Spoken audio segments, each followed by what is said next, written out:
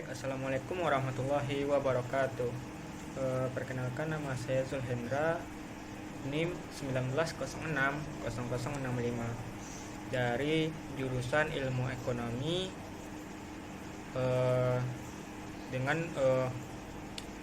keahlian atau konsentrasi ekonomi publik. Video ini merupakan tugas dari mata kuliah metodologi penelitian. Nah, pada video sebelumnya itu saya membahas bab 1 dari judul penelitian, yakni saya mendapatkan judul dengan yakni pengaruh pertumbuhan penduduk, tingkat pengangguran dan upah terhadap kemiskinan di Provinsi Sumatera Barat.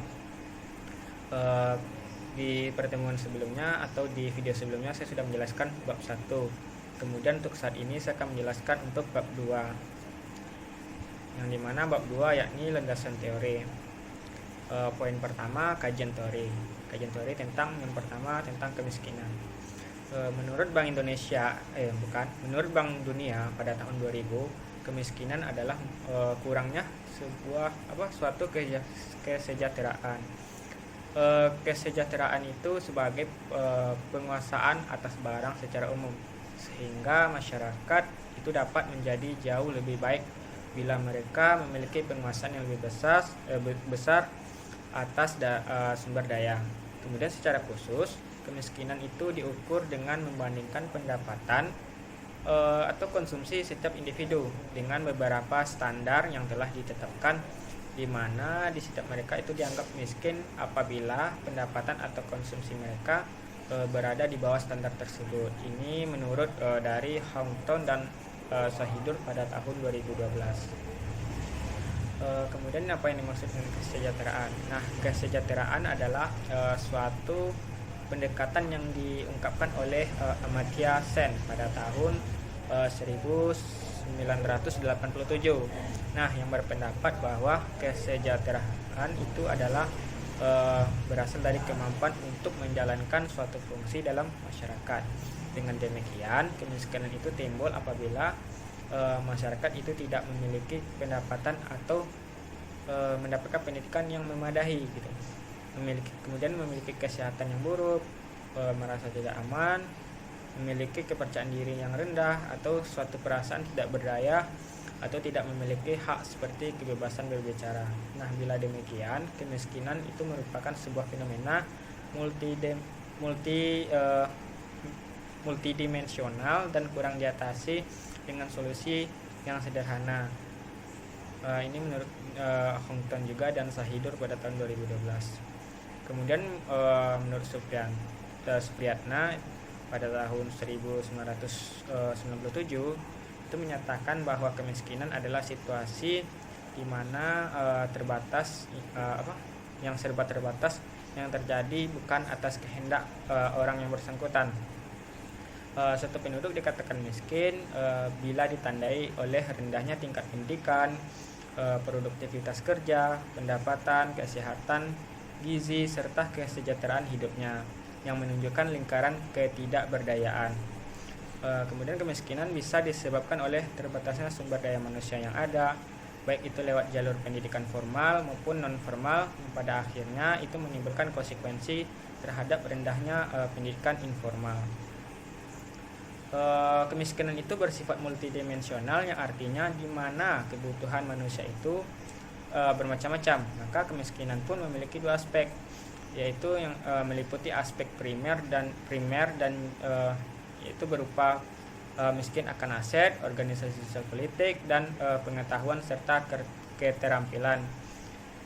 Kemudian aspek sekunder. Nah, aspek sekunder ini berupa miskin akan jaringan sosial, sumber-sumber keuangan dan informasi.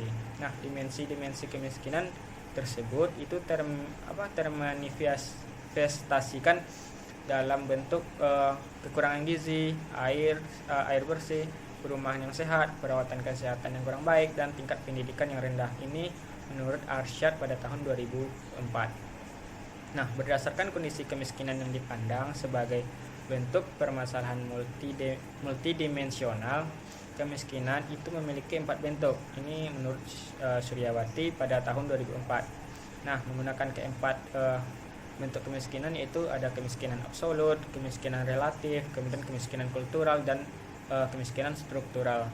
Nah, yang pertama, kemiskinan absolut. Kemiskinan absolut ini adalah suatu kondisi di mana pendapatan seseorang atas sekelompok orang itu berada di bawah garis kemiskinan, sehingga kurang mencukupi untuk memenuhi kebutuhan standar untuk pangan, sandang, kesehatan, perumahan, dan pendidikan yang diperlukan untuk meningkatkan kualitas hidup. Kemudian garis kemiskinan ini diartikan sebagai pengeluaran rata-rata gitu, atau konsumsi rata-rata untuk kebutuhan pokok yang berkaitan dengan pemenuhan standar kesejahteraan.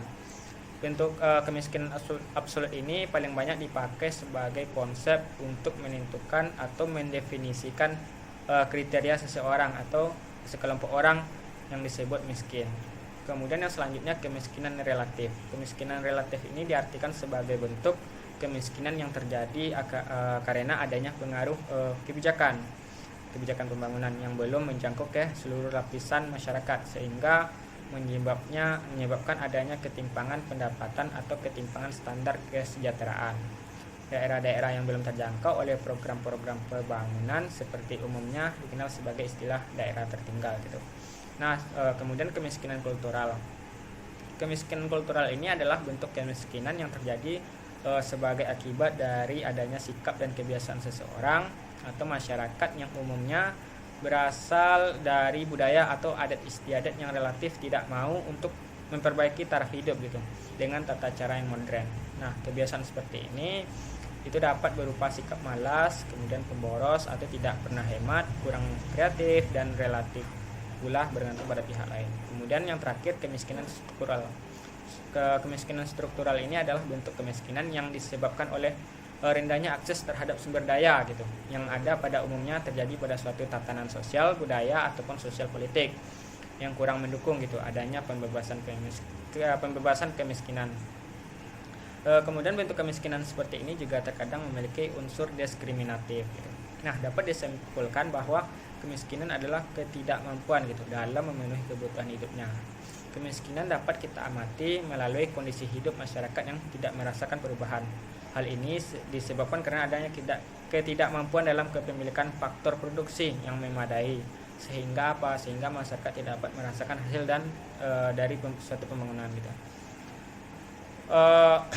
Pertama, kita masuk ke faktor penentu kemiskinan. Nah, dikemukakan banyak hal para ahli itu tentang faktor penyebab kemiskinan. Ini berdasarkan Kuncoro pada tahun 2004 mengemukakan bahwa secara mikro itu kemiskinan muncul karena adanya ketidaksamaan dan ketidakkemampuan dalam pola kepemilikan sumber daya yang mana akan menimbulkan distribusi pendapatan secara tidak merata. Kemudian penduduk miskin juga hanya memiliki sumber daya dalam jumlah yang sedikit, terbatas, dan kualitasnya pun juga rendah.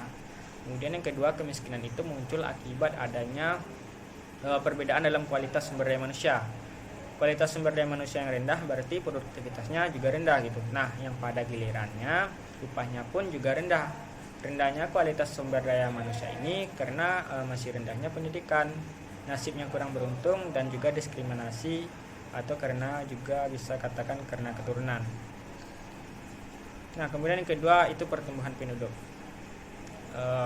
Nah, yang pertama kita masuk dalam teori Malthus dalam Liliarnov itu mengamati manusia berkembang jauh lebih cepat dibanding dengan produksi hasil-hasil pertanian gitu untuk memenuhi kebutuhan manusia. Manusia itu berkembang sesuai deret ukur, sementara pertumbuhan produksi makanan itu hanya meningkat sesuai deret hitung. Nah, karena perkembangan jumlah manusia itu jauh lebih cepat dibanding dengan pertumbuhan produksi hasil pertanian, maka akan menyebabkan penduduk itu kesulitan dalam memenuhi kebutuhan hidupnya, sehingga akan berimbas pada kemiskinan yang meningkat gitu. Nah, kemudian teori David Ricardo berpendapat bahwa pertumbuhan penduduk yang terlalu besar hingga 2 kali lipat itu bisa menyebabkan melimpahnya tenaga kerja. Nah, tenaga kerja yang melimpah itu tentu akan menyebabkan upah yang diterima menjadi menurun gitu, di mana upah tersebut hanya bisa membiayai tingkat hidup minimum gitu atau subsistence level. Nah, pada taraf ini perekonomian itu mengalami stagnasi atau kemandekan gitu. Nah, yang disebut stationary state, yakni Lincoln Arshad pada tahun 2015. Nah, dengan keadaan seperti ini itu akan membuat pertumbuhan perekonomian di suatu wilayah itu akan melemah gitu, sehingga akan menyebabkan meningkatkan kemiskinan. Kemudian selanjutnya yang ketiga yakni faktor-faktor yang mempengaruhi pertumbuhan penduduk. Nah, yang pertama fertilitas atau kelahiran. Nah, ini merupakan kemampuan seorang perempuan atau sekelompok perempuan secara real untuk melahirkan atau hasil reproduksi nyata dari seorang perempuan. Nah, serta sebuah tindakan reproduksi yang menghasilkan kelahiran hidup. Kemudian fertilasi atau kelahiran itu merupakan salah satu faktor penambahan jumlah penduduk di samping migrasi masuk. Nah, kelahiran bayi itu membawa konsekuensi pemenuhan kebutuhan tumbuh kembang bayi tersebut, termasuk pemenuhan gizi, kecukupan kalori, dan perawatan kesehatan. Yang pada gilirannya bayi ini akan tumbuh menjadi anak usia sekolah yang menuntut pendidikan. Kemudian yang kedua, mortalitas atau kematian. Nah, ini merupakan salah satu di antara 3 komponen demografi. Nah, yang dimana mempengaruhi perubahan penduduk. Ukuran kematian itu menunjukkan angka yang dipakai sebagai dasar untuk menentukan tinggi rendahnya suatu penduduk dalam suatu negara. Nah, yang ketiga ada migrasi. Nah, yaitu perpindahan penduduk dari desa ke kota.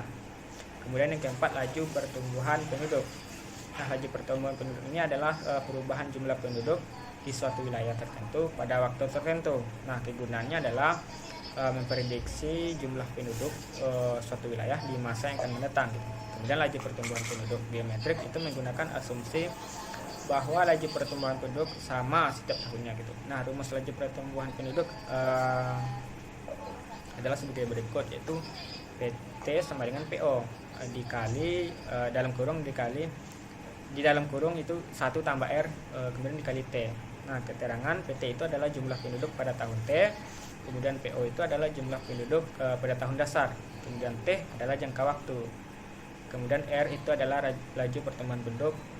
Nah, selanjutnya yang kelima, pertumbuhan penduduk, dampak dari pertumbuhan penduduk. Nah, tujuan pengembangan ekonomi di suatu negara berkembang itu adalah untuk meningkatkan kualitas hidup penduduknya gitu, yang diukur dengan pendapatan real per kapita. Nah, pendapatan real per kapita adalah merupakan pendapatan nasional real itu atau output secara keseluruhan yang dihasilkan pada suatu negara selama 1 tahun gitu, dibagi dengan jumlah penduduknya. Dengan demikian, kualitas hidup tidak akan dapat ditingkatkan kecuali jika output totalnya itu meningkat gitu, lebih cepat daripada pertumbuhan penduduknya. Selanjutnya poin yang ketiga, pengangguran. Nah, dalam standar yang sudah ditentukan secara internasional, yang dimaksud dengan pengangguran adalah di mana seseorang yang sudah digolongkan dalam angkatan kerja yang secara aktif sedang mencari pekerjaan dengan tingkat upah tertentu tetapi tidak memperoleh pekerjaan yang diinginkan gitu. Nah, ini menurut Sukirno pada tahun 2000. Kemudian menurut Sukirno tadi, yang dimaksud dengan pengangguran adalah suatu keadaan di mana gitu seseorang yang tergolong angkatan kerja tetapi ingin mendapatkan pekerjaan tetapi ia belum dapat memperolehnya gitu. Nah, seseorang yang tidak bekerja tetapi secara tidak aktif itu tidak secara aktif itu mencari pekerjaan, itu tidak tergolong sebagai pengangguran. Kemudian menurut Sumarsono pada tahun 2009, angka pengangguran itu adalah persentase jumlah penganggur terhadap jumlah angkatan kerja gitu, di mana penduduk yang sedang mencari pekerjaan tetapi tidak sedang mempunyai pekerjaan gitu, maka itu disebut pengangguran. Kemudian kesempatan kerja. Nah, kesempatan kerja adalah di mana banyaknya orang yang dapat tertampung gitu untuk bekerja pada suatu perusahaan atau suatu instansi. Nah, kesempatan kerja itu akan menampung semua tenaga kerja yang tersedia apabila lapangan pekerjaan yang tersedia mencukupi atau seimbang dengan banyaknya tenaga kerja yang tersedia. Ini menurut Tambunan pada tahun 2001. Kemudian adapun faktor-faktor yang mempengaruhi perluasan kesempatan kerja, antara lain perkembangan jumlah penduduk, angkatan kerja, pertumbuhan ekonomi, dan kebijaksanaan mengenai perluasan kesempatan kerja itu sendiri. Kemudian masuk ke dampak dari pengangguran. Nah, salah satu faktor penting yang menentukan kemakmuran suatu masyarakat adalah tingkat pendapatannya gitu. Nah, pendapatan masyarakat yang mencapai maksimum itu apabila tingkat penggunaan tenaga kerja penuh dapat diwujudkan. Nah, pengangguran itu mengurangi pendapatan masyarakat. Pengangguran mengurangi pendapatan masyarakat dan mengurangi tingkat kemakmuran yang mereka capai gitu. Nah, ditinjau dari sudut pandang individu, pengangguran itu dapat menimbulkan berbagai masalah ekonomi dan sosial kepada yang mengalaminya. Nah, ketidakadaan pendapatan itu menyebabkan para penganggur harus mengurangi pengeluaran konsumsinya. Nah, di samping itu juga ia dapat mengganggu taraf kesehatan keluarga gitu. Pengangguran yang berkepanjangan itu menimbulkan efek psikologi gitu yang buruk atas dari pengangguran dan keluarganya. Kemudian poin yang keempat, tingkat upah. Nah, upah adalah suatu sarana yang digunakan oleh pekerja untuk meningkatkan kesejahteraannya. Nah, pemerintah telah terlibat dalam menangani masalah pengupahan melalui berbagai kebijakan yang dituangkan dalam peraturan perundang-undangan. Dalam Undang-Undang Nomor 13 Tahun 2003 tentang Ketenagakerjaan, pasal 88 ayat 1 disebutkan bahwa setiap pekerja atau buruh itu berhak memperoleh penghasilan yang memenuhi penghidupan yang layak bagi kemanusiaan. Nah, kebijakan upah minimum ini merupakan sistem pengupahan yang telah banyak diterapkan di berbagai negara, yang pada dasarnya bisa dilihat dari dua sisi. Yang pertama, upah minimum merupakan alat proteksi bagi pekerja yang mempertahankan harga nilai upah yang diterima itu tidak menurun dalam memenuhi kebutuhan hidup sehari-hari. Kemudian yang kedua, itu sebagai proteksi bagi perusahaan untuk mempertahankan produktivitas pekerja. Ini menurut Simanjuntak pada tahun 1992. Selanjutnya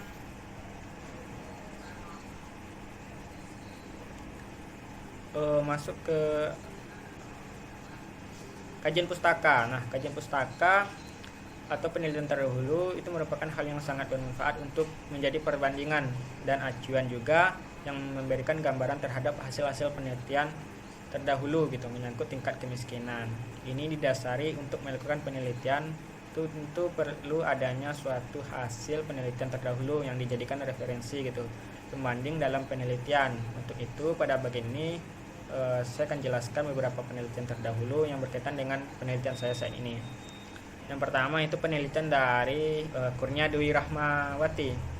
Ini skripsi pada UIN Sunan Kalijaga, Yogyakarta. Yang judulnya Analisis Pengaruh Jumlah Penduduk, Tingkat Pendidikan dan Tingkat Pengangguran Terhadap Kemiskinan di Yogyakarta pada periode 2006 sampai 2013 dengan variabel independennya jumlah penduduk, tingkat pendidikan, tingkat pengangguran, dan variabel independennya tentu saja kemiskinan. Kemudian metodologi penelitian yang digunakan adalah regresi data panel.